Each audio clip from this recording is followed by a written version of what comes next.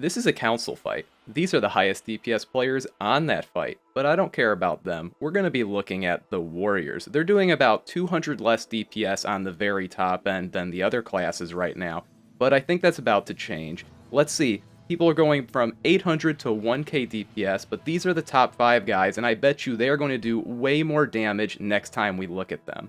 And it's not just because they're going to learn more about how the fight works, but also because they're probably going to have a little more gear and their teammates are going to play a little bit better too. You see, on this fight, there's a couple things that you have to have in mind, and it's not just what gear and what buttons you hit. There's some very annoying mechanics. You have to worry about a one-shot mechanic, and there is a disarm that you can avoid. We'll talk a little bit more about that later. We're also going to talk about why they don't all have the same kill time, because there's a little bit of a bug slash exploit that's currently on this fight. But I wouldn't be too worried about using that, because most likely Warcraft Log is going to be able to easily detect it and fix that in the future. So we're going to, of course, be focusing on what you can control and what's going to actually give you a good long-term result, instead of some stupid tricks. Let's look at how their raids did. You can see that, of course, the warriors that we're looking at are near the tops of their meters. They're not always the literal highest damage in their raid, though, only about half the time. Let's see what these kill times are looking like. Like I said before, there's a little bit of a bug in Warcraft logs, and that's the reason one of them's at 30 seconds. The others are all at about 180 seconds.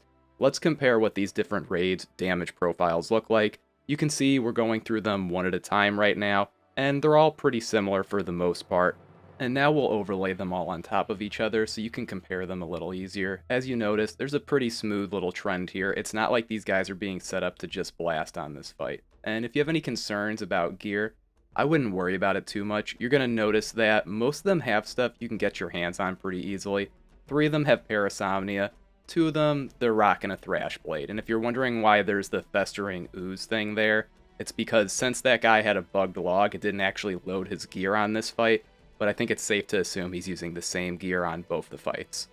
As you can tell from this log, we have people that are doing a two-handed spec. They are all arms. There's also Dual-Wield Fury represented and Glad Stance. As for the arms guys, nothing really too fancy going on. They're using Mortal Strike, Overpower, Whirlwind, all the usual stuff.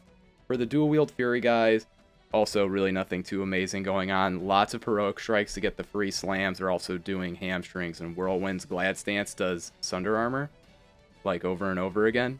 It's cool, but it's not that interesting. And then right here, we're back to arms again. Hit a few buttons, make sure you keep them on CD.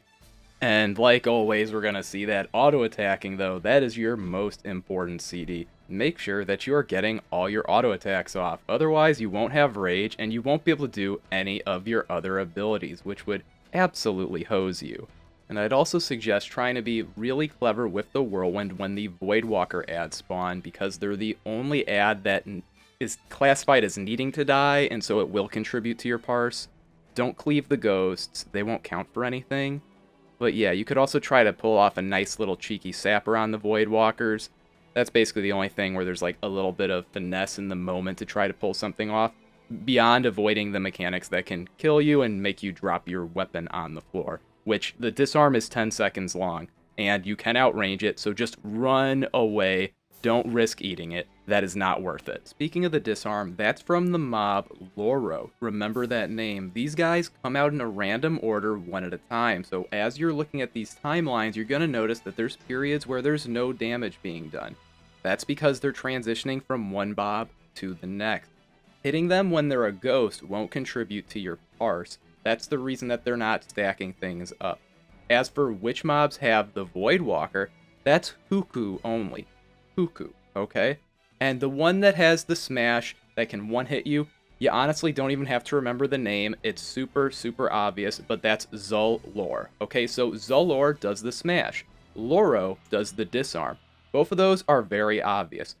Huku, though, he has the Voidwalkers. So make sure that you are ready to whirlwind those right when they pop up.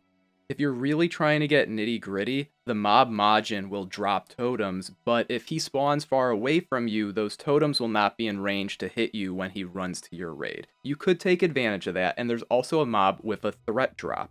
So that could get you killed in a pug, you may lose your world buffs. This is how you can optimize for cleave damage on Huku. We're only going to be talking about it as two-handed because it's more important that you use Whirlwind regularly, and so you need a better reason to hold on to it. Whereas with the one-hand specs, Whirlwind's not all that special as compared to other damaging abilities. So let's get on to this. We're going to go to settings, we're going to run the sim, and we're going to turn on the world buffs that you're definitely going to want to have.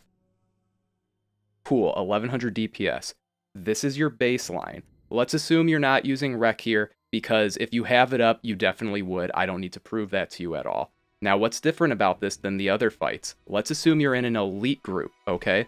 Why? Because it's going to be shorter, it'll make it actually harder for you to show a difference here, okay? We're not using any CDs, so it's not going to make it so this point is less valid, it's going to make it more valid. New baseline, 1125 DPS.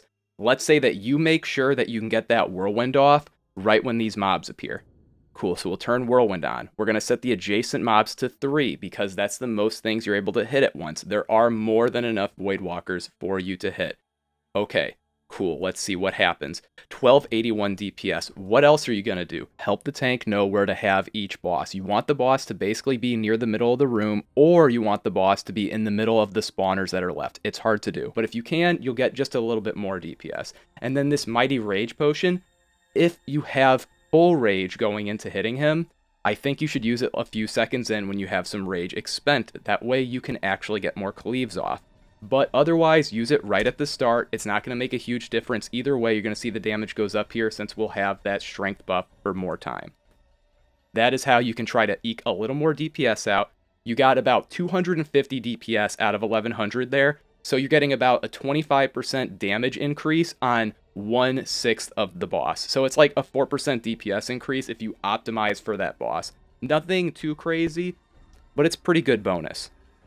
This is a fight where your raid leader can really carry you if you're trying to parse. Let me explain how that is.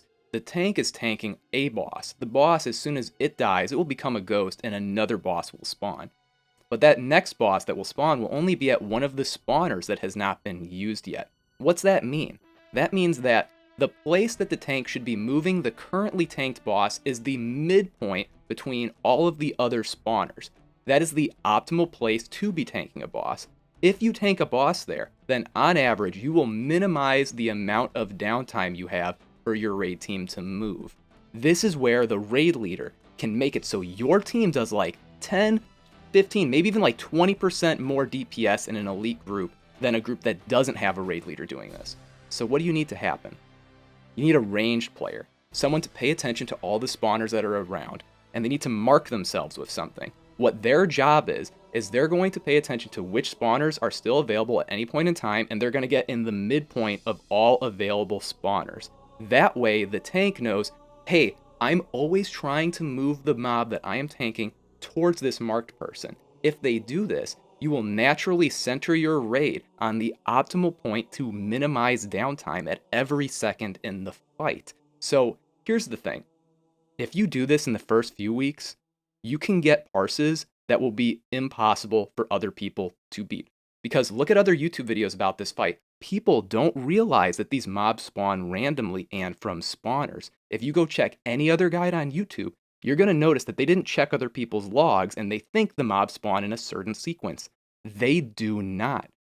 It's random. But the spawners aren't random and they're used one time each. If you want to get 100 parse, but your group, let's say, can only get 99.5s, like you're in a really elite group, but you don't think hundreds are possible, you get somebody assigned to go to the midpoint for this fight at all points in time. You go in next week or later this week, you will have an advantage that nobody else in the entire game has.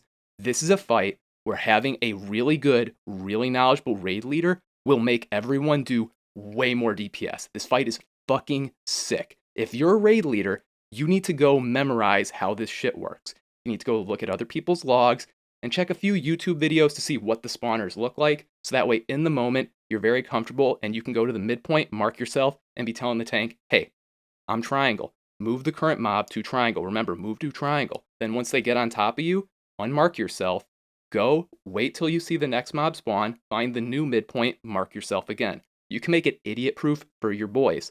You can get a parse that's unbeatable. by having a strategic advantage that no one else even fucking knows about. This is the kind of shit I love about this game. It's so rare that you can get an actual strategic advantage, but right now you can. Good luck.